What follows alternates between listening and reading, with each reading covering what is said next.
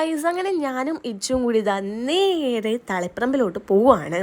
അങ്ങനെ വേഗം ബസ് പിടിക്കാനുള്ള ഓട്ടത്തിലാണ് ഞാനും ഇച്ചും. നല്ല നടന്നാൽ മതി എന്നിട്ട് അവൻ നടക്കുന്നില്ല കേട്ടോ. അങ്ങനെ നേരെ ബസ്സൊക്കെ പിടിച്ച് നമ്മൾ തളിപ്പറമ്പ് എത്തിയിട്ടുണ്ട്. അപ്പം നമ്മുടെ കൂടെ സ്നേഹയുണ്ട് കേട്ടോ.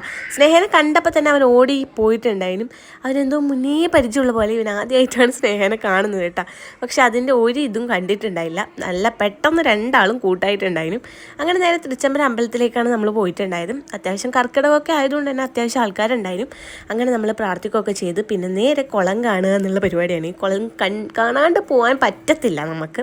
അങ്ങനെ കുളത്തിൻ്റെ അടുത്തേക്ക് വന്നു. ആടെയാണെങ്കിൽ ഒരു നായ്ക്കുട്ടിയൊക്കെ ഉണ്ടായിരുന്നു കേട്ടോ.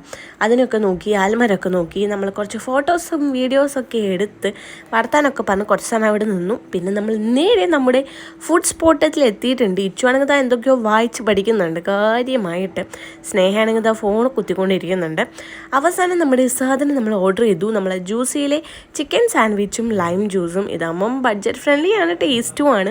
അധികവും നമ്മൾ ഇത് തന്നെയാണ് കഴിക്കാറുള്ളത് ഫ്രണ്ട്സായിട്ട് പോകുമ്പോൾ. പിന്നെ ഇച്ചു ആണെങ്കിൽ സ്നേഹ ഒരു വണ്ടിയും മേടിച്ചു കൊടുത്തു കേട്ടോ. പിന്നെ അവൻ എന്ത് വേണം, അവന് ഭയങ്കര സന്തോഷമായി. വണ്ടി കിട്ടിയപ്പോൾ പിന്നെ സ്നേഹനെ വേണ്ടാന്നുള്ള അവസ്ഥയായി. ലാസ്റ്റ് ഉമ്മയൊക്കെ കൊടുത്ത് ബൈ ബൈ ഒക്കെ പറഞ്ഞു നമ്മൾ രണ്ടാളും രണ്ട് ബസ്സിൽ കയറിയിട്ടാ.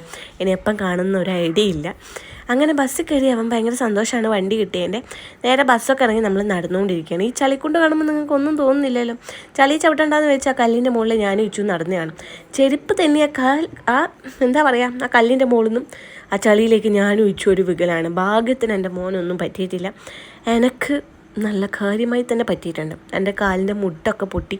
ഇപ്പം നടക്കാനും കഴിഞ്ഞില്ല, ഇരിക്കാനും കഴിഞ്ഞില്ല എന്ന് പറഞ്ഞ അവസ്ഥയാണ് മക്കളെ.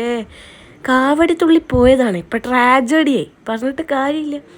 എല്ലാവരും വിളിച്ചിട്ട് മോനൊന്നും പറ്റിയോ എന്തെങ്കിലും പറ്റുമോ എന്നാണ് എല്ലാവരും ചോദിച്ചുകൊണ്ടിരിക്കുന്നത്. അങ്ങനെ എൻ്റെ ഇച്ചു മോൻ എനിക്ക് തടവിയൊക്കെ തരുന്നുണ്ട്. ഭയങ്കര ക്ഷീണം, പോയി കിടക്കട്ടെ.